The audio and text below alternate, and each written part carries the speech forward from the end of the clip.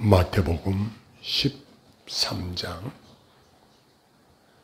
24절부터 30절 말씀 제가 봉독하겠습니다. 예수께서 그들 앞에 또 비유를 들어 이르시되 천국은 좋은 씨를 제 밭에 뿌린 사람과 같으니 사람들이 잘 때에 그 원수가 와서 곡식 가운데 가라지를 덧뿌리고 갔더니 싹이 나고 결실할 때에 가라지도 보이거늘 집 주인의 종들이 와서 말하되 주여 밭에 좋은 씨를 뿌리지 아니하였나이까. 그런데 가라지가 어디서 생겼나이까. 주인이 이르되 원수가 이렇게 하였구나. 종들이 말하되 그러면 우리가 가서 그것을 뽑기를 원하시나이까. 주인이 이르되 가만두라. 가라지를 뽑다가 곡식까지 뽑을까 염려하노라. 둘 다 추수 때까지 함께 자라게 두라. 추수 때에 내가 추수꾼들에게 말하기를 가라지는 먼저 거두어 불사르게 단으로 묶고 곡식은 모아 내 곡간에 넣으라 하리라.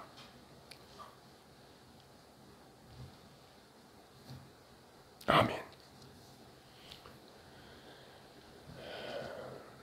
예수님은 지상에 우리가 눈으로 볼 수 있는 것들을 가지고 천국에 관한 이야기를 풀어서 우리가 이해할 수 있도록 비유로 가르치시는 것을 복음서에서 자주 볼 수 있게 됩니다. 특별히 마태복음 13장은 여러 가지 비유의 말씀이 기록되어 있습니다. 하나님 나라의 비밀을 보다 더 이해하기 쉽도록 예수님은 이 모든 것을 사람들에게 비유로 가르치셨습니다. 이 이야기를 들은 제자들은 이 비유의 뜻을 자기들에게 설명해 달라고 예수님께 요청합니다. 제자들은 자기들이 무지함을 알고 진지하게 가르침을 받고자 했던 것입니다. 예수님은 이러한 제자들에게 알아들을 수 있도록 이 비유에 관한 이야기를 자세히 설명해 줍니다. 참으로 친절하게 설명해 주시는 것을 보게 되는데 예수님은 이 비유 속에서 이 세상에서 좋은 씨와 가라지 이야기를 통해 하나님의 자녀와 마귀의 자녀를 구분할 수 있게 된다는 것입니다. 이 비유에 대한 예수님의 풀어 가르치신 내용이 뒤이어서 37절로 43절에 기록되어 있습니다. 37절에 보면은 좋은 씨를 뿌리는 자는 인자요라고 해석을 해 주셨습니다. 예수님은 밭의 주인이시며 추수 때의 주인이시고 좋은 씨가 있더라도 그 씨는 모두 그리스도의 속에서 나오며 그리스도께서 뿌리신다는 것입니다. 진리의 말씀이 전파되어 은혜가 자라고 영혼이 성화될 때 바로 좋은 씨가 되는 것입니다. 이 모든 것들은 예수 그리스도로부터 기인하는 것입니다. 따라서 말씀의 사역자들은 그리스도의 종들로서 좋은 씨를 뿌리기 위하여 그리스도의 손에 들린 도구들과 같은 것입니다. 그리고 38절에 밭은 세상이요 그랬습니다. 세상 사람들은 바로 좋은 열매를 맺을 수 있는 넓은 밭입니다. 그러나 그 밭이 주인이 원치 않는 나쁜 열매를 너무 많이 낸다면 슬픈 일인 것입니다. 세상은 그리스도의 밭입니다. 그렇기 때문에 그리스도께서는 관심을 기울여서 그 밭에다가 좋은 씨를 뿌리셨던 것입니다. 38절에 그러면 좋은 씨가 뭐냐? 좋은 씨는 천국의 아들들이요. 이렇게 해석해 주시고 있습니다. 여기서 천국의 아들들은 성도님들을 말합니다. 그들은 외식적인 유대인들처럼 신앙 고백만이 아니고 진실한 하나님의 아들들을 가리키는 것입니다. 그들은 좋은 씨이며 값진 씨입니다.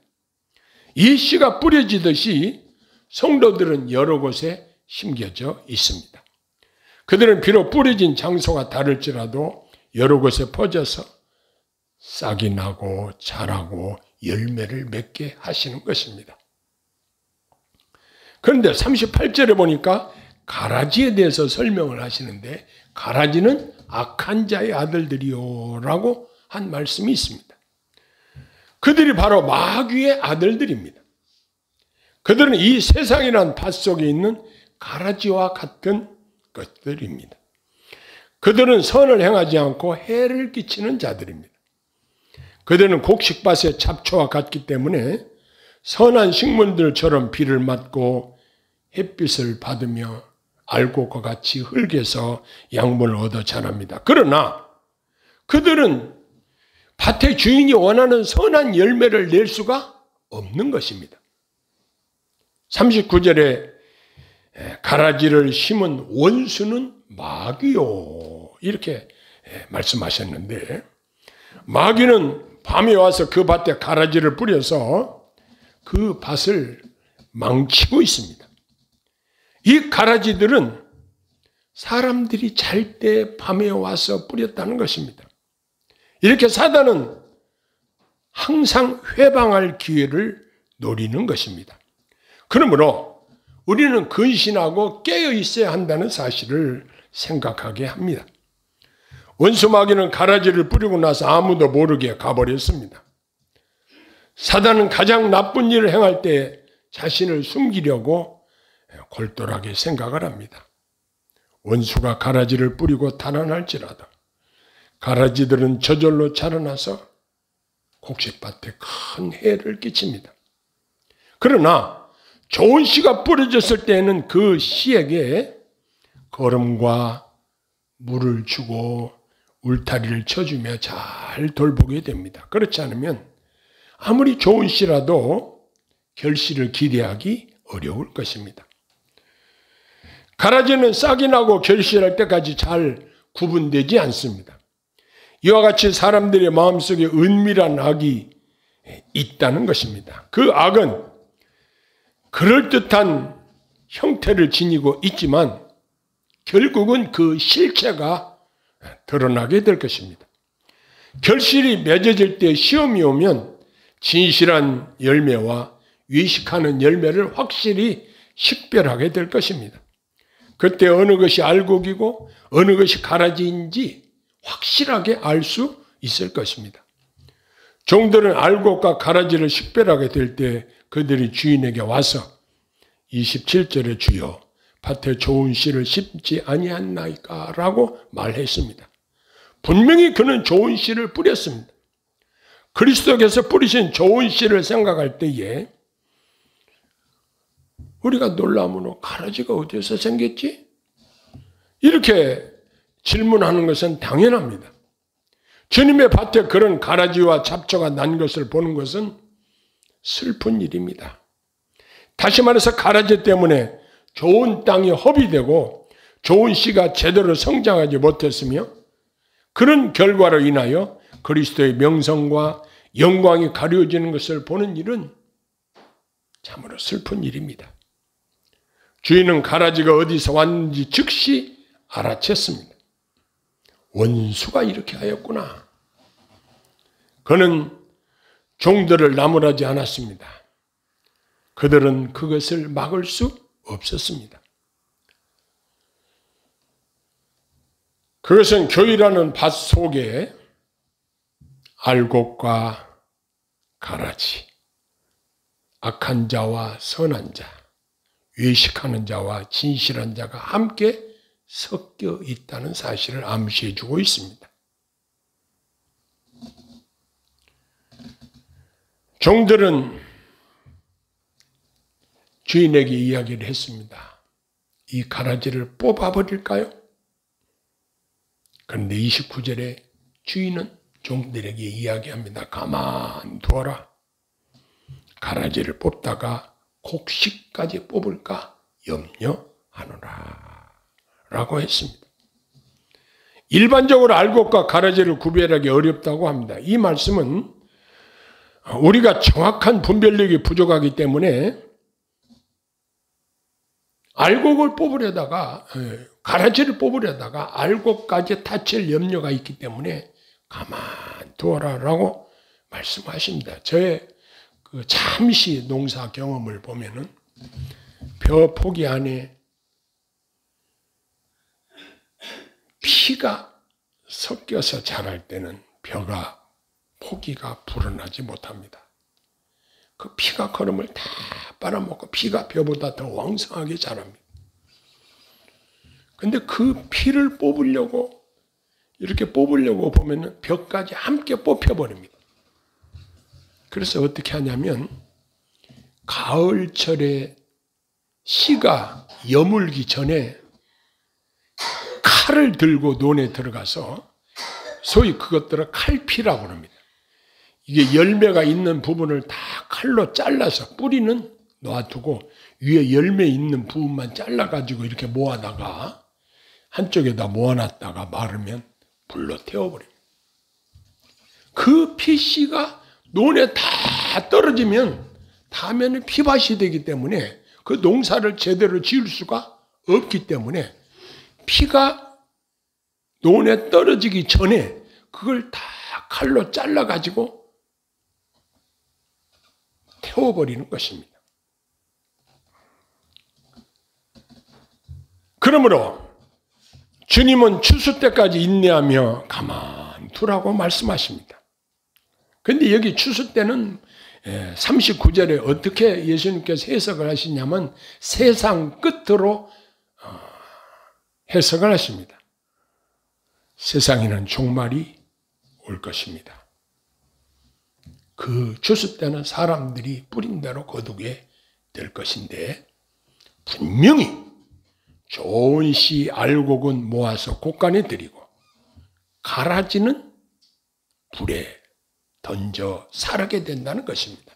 분명히 두 갈래로 갈라지게 될 것입니다. 이것은 주님이 말씀하신 법칙입니다. 누구도 변기할 수 없는 것이고 확실한 진리의 말씀입니다. 여기서 추수꾼은 누구냐? 천사들이라고 41절에 인자가 천사들을 보내리니 라고 41절에 말씀하십니다. 천사들은 그리스도에게는 종들이고 악한 자들에게는 경건한 원수들이며 성도들 모두에게는 신실한 친구들입니다. 그러므로 천사들은 추수꾼으로 일하도록 보냄을 받았습니다. 그런데 추수 때 가라지들은 먼저 거두어 풀무불에 던져 넣을 것이라고 하셨습니다. 이렇게 심판날에는 좋은 씨와 가라지가 확실하게 구분이 되어질 것입니다. 그들은 추수 때의 단으로 묶일 것입니다. 이제 죄와 한패가 되었던 자들은 불에 던져 살라지는 가라지와 같이 망하게 될 것이고 부끄러워하며 슬퍼할 날이 올 것입니다. 주님의 말씀대로 풀무불에 던져진다, 지옥불에 빠지게 될 것입니다. 그들은 위로받을 수 없는 슬픔을 당하며 하나님께 원망을 해도 소용이 없게 될 것입니다. 그런데 30절에 보니까 곡식은 모아 곡간에 넣어라. 이 비유의 말씀대로 모든 하나님의 알곡들인 성도들은 하나님의 곡간인 천국에 모두 쌓여질 것입니다. 이처럼 알곡으로 된 단들은 마지막 날에 하나님 나라로 들어가게 된다는 것입니다. 이 비유를 설명하시면서 43절에 그때 의인들은 자기 아버지 나라에서 해와 같이 빛나리라 라고 하셨습니다. 의인들을 위하여 남겨두신 영광은 천국에서 해같이 빛나리라는 것입니다. 이 세상에서 의인들은 확실하게 드러나지 않고 감춰져 있으나 마지막 때에 해처럼 빛나게 될 것으로 약속하십니다. 그리고 하나님께서 영광을 받을 수 있도록 이 세상에서 알곡들인 성도들은 하나님 나라에서 영광을 받을 수 있는 것입니다. 이렇게 말씀하시고 귀 있는 자는 들으라 라고 말씀하십니다. 귀 없는 사람이 누가 있겠어요? 하나님의 말씀을 들을 귀가 열린 자들은 들으라고 말씀하십니다.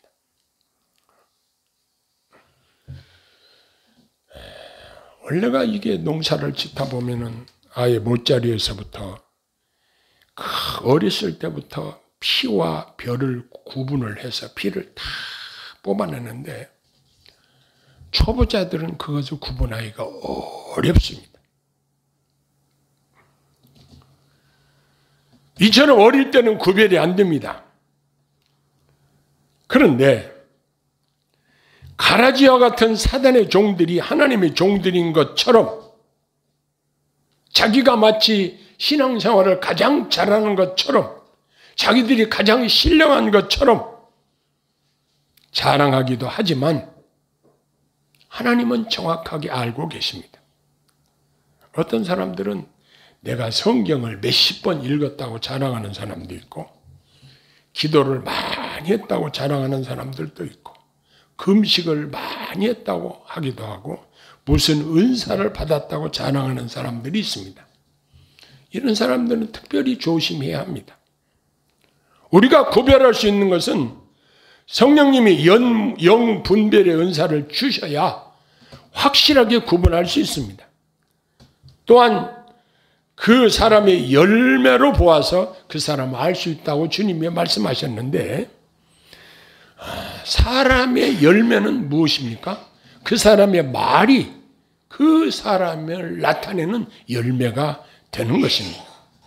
말을 들어보면 그 사람에 대해서 어느 정도 감이 옵니다. 막말을 한다든가 욕설을 한다든가 비방을 일삼는 사람들을 잘 분별해야 합니다. 그런 사람들의 말을 분별력 없이 수용하면 결국 똑같은 사람들이 됩니다. 하나님의 영광을 가리우고 전도의 문을 막는 자들을 추종해서는 안 됩니다. 그것을 구분하는 잣대는 성경 말씀인 것입니다. 어떤 목사님이 인공지능에게 세상이 원하는 교회에 대해서 물었다고 합니다. 그때 그 인공지능이 말하기를 큰 교회나 어떤 큰 영향력을 행사하는 것이 아닌 예수를 닮은 교회라고 답변을 들었다는 이야기를 들었습니다. 저는 공감을 했습니다. 다른 사람들은 어찌든지 과연 나는 예수님을 얼마나 닮으려고 노력하고 얼마나 닮았는지 이 말씀의 거울에 나 자신을 비춰보면 참으로 부끄럽기만 합니다. 그러나 우리의 강한 소원은 나도 예수님을 더욱 닮기를 소원합니다. 이런 소원이 우리에게 있을 것입니다. 지금은 우리나라가 국론이 갈라져서 극도로 대립하고 있는 상황입니다. 언제 이 상황이 어떻게 결정이 나든지 어느 한편은 반발하고 어느 한편은 환영하고 결국 어느 한편은 큰 상처를 받을 것입니다. 이런 때에 사람들을 나와 사상이 다르다고 정죄하거나 욕을 하거나 갈라치게 하기보다는 우리 그리스도인들은 사람들을 화평케 하는 역할을 잘 감당해야 된다. 이런 생각을 했습니다.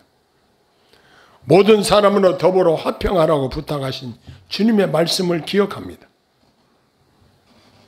이것이 천국 시민인 좋은 시의 특징이요 사명이라고 생각합니다. 이제 오늘 이 어려운 시국에 저와 여러분들에게 성령께서 참으로 지혜와 분별력을 주시기를 소원합니다. 그래서 좋은 시의 사명을 잘 감당하여 하나님 앞에 칭찬과 상급이 있기를 소원합니다. 기도하겠습니다. 사랑의 아버지 하나님, 참으로 이 시기가 우리 나라가 지금 대치하고 있는 상황이 너무나도 어렵고 위험한 상황을 맞이하고 있습니다. 무슨 일이 벌어질지 앞으로 알 수가 없습니다. 하나님 아버지, 저희들을 불쌍히 여겨 주시옵소서. 저희들에게 은혜를 주셔서 화평케 하는 은혜를 주시고 평강의 열매를 맺게 도와 주시옵소서. 이 나라가 속히 평화가 임하게 하시고 하나님의 뜻이 구현될 수 있도록 주께서 도와 주시옵소서. 예수님 이름으로 간절히 기도하옵나이다. 아멘.